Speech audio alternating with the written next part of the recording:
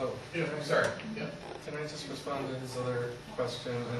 And I want to do it by picking up on the remarks from the gentleman with the beard who stood up, because I think he made a really important point that's being missed. It's one thing to talk about taxes and we need more tax dollars. There's a large segment of the population that isn't convinced that those tax dollars are being spent wisely.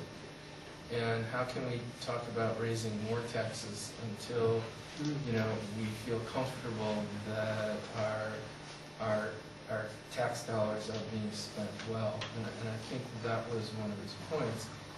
Do you have an answer to that? Well, his suggestion, it's something that we talk about and deal with on a daily basis, is regionalization, right?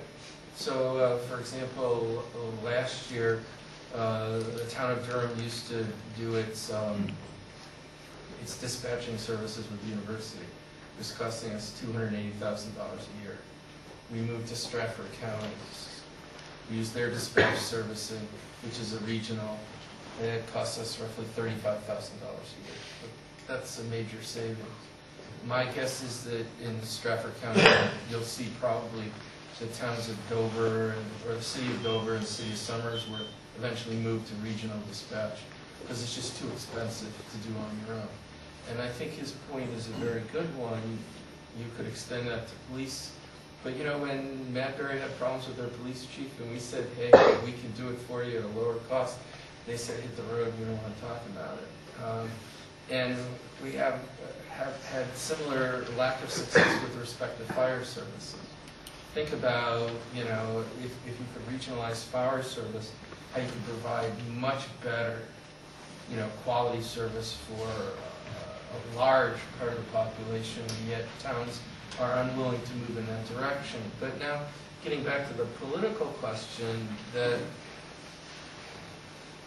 if we could begin to work together and regionalize some things, I mean, we got our own SAU for 3 towns. I mean, let's talk administrative overhead on the educational side. I think we're getting off of taxes and into the spending. So,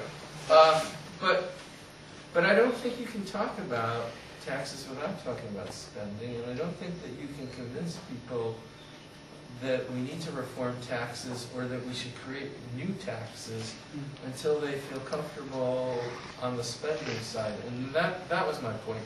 And I just wanted to extend it, because I don't really want to talk politics tonight, to be honest with you. I'd rather talk economics.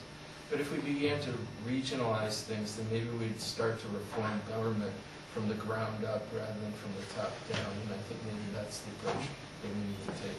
But now I have to follow up on what Neil said. Because I think there's a couple points that need to come out.